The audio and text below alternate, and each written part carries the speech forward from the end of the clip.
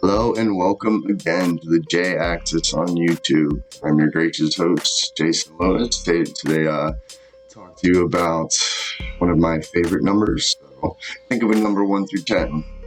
Well, at least 10% of you are thinking 7 right now, but I would guess that it's probably higher given the fact that this is episode 7. So it was probably subliminally in your head already based on the title of what we're going to talk about, being surrounded by this prime. Pretty much every aspect of reality that we can think of.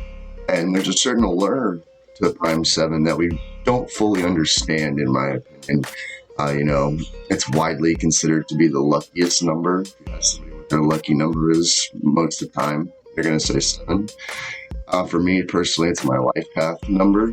It's the number that, in my mathematical researches, shows up more than any other number in crazy patterns, and it shows up pretty much everywhere. If you think about it in scientific terms, we have the 7 Hermetic principles, and that kind of is supposedly passed down from Thoth, however you want to pronounce it, and it's got like a mentalism, correspondence, polarity, vibration, gender, rhythm, cause and effect, that type of stuff, and that's sort of used as the basis to explain scientific reality and how the universe / multiverse exists.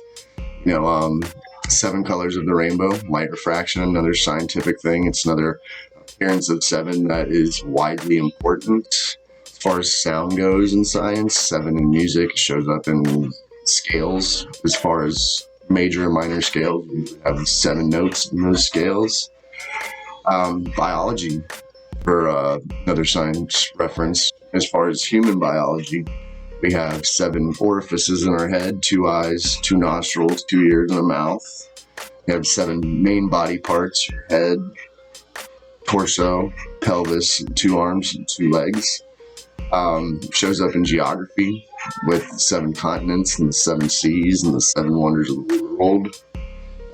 Shows up so many times in pop culture that can't even name them all. You know what I mean? Just a few to throw out there: 007, 7 Dwarfs. If any Game of Thrones fans, the 7 Kingdoms.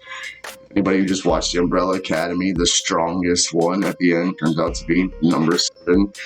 There's something about this number that we can sense that we don't fully understand, and we're drawn to it. If you're looking at a set of objects on a table, and there's 7 or less, your mind can automatically recognize exactly how many items there are, as long as there's 7 or less. If you look, there's 5 right off the bat. You don't even have to think about it. But as soon as you go over 7, you start having to factor to figure out how many items you're looking at. Meaning, if you're looking at 8 items, you don't see 8 right off the bat. You see 4, then you see 4 more, put them together, now you know you have 8 items. So 7 is really like the limit as far as what your mind can recognize, how many things it can recognize all at once. If you think about time, you have the 7 days of the week, and it's kind of like that in a way when you think about religious, why there's the 7th day and it's the rest. And one of my personal theories is that was written because it's known, whoever wrote it knew that that's how much the mind and the body can work before it needs rest. It needs rest on the 7th day. It needs to recharge. And anybody who's ever had to work more than 7 days in a row can attest to, once you get about to that point, you're just over it. You know what I mean? There's not much work getting done because you're just so burned out. I think that's sort of why the 7th day of rest popped up in religions like that. There's so many 7 references in religion as well, just to name a few. 7 holy virtues, 7 deadly sins, 7 generations from Adam to Enoch, 7 horns going 7 times at Jericho. And really, if you dive into that with the different religions, it just goes on and on and on. You'll never, ever be able to name all of the damn 7 references that happen in religion. But for me, the craziest appearance of 7, despite all of these things that are occurring in reality, as far as us being surrounded by 7, are in mathematics. And one of my personal theories is that the decimal that appears when you use 7 as a denominator with any number is actually a mathematical expression of light refraction.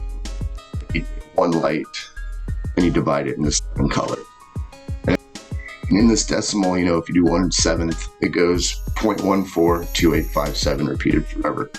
Now we started with 7. If you times that by 2, you get 14. The next 2 decimals. If you times 14 by 2, 28. The next 2 decimals. Now, if this pattern were to continue, it should be 56, but it's not. It's 57. But the thing is, 57 times 2 is 114. So it's almost like a mathematical shift in balance to balance out the cycle of that decimal. Like the 1/100ths place of 114 has been separated and added to 56. And that's sort of why I call things like that fourth dimensional mathematics, because you're changing your perspective on what that number is, because it represented 100, 114, but by removing it and changing its value to just 1 and adding it to 56, you're able to sustain the cyclical balance which is happening in this. This occurrence is the first number which has 10 digits is 1,000,000. And if you divide 1,000,000 by 7, you get the same whole number as the repeating decimal, meaning you get 142,857.142,857 repeated forever. And that's like a translation of the macro, the whole number, to the micro decimal being equal. As above, so below. And in the last episode, I shared a lot of the scale symmetry patterns, which happen with 7. There's so much going on with that, I can't really go into reviewing it, but here's a couple quick slides just to review that. But another way 7 uses scale symmetry is appearing in other numerical symmetries that, like reflectional types or translational or rotational types as a divisor as well. And that's showing how it uses multiples that overlap to compose longer sequences and appear as one long sequence.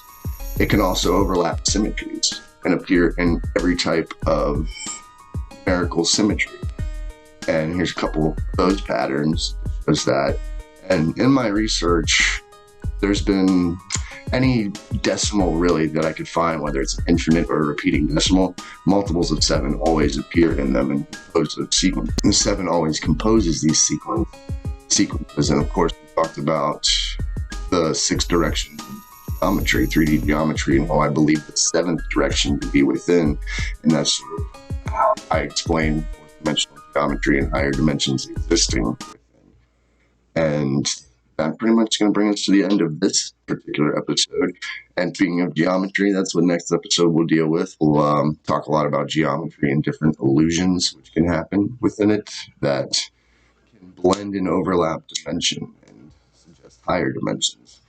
As always, thank you for tuning in. If you don't follow the J-Axis on Instagram, go and check that out, and we'll see you next time. Thank you.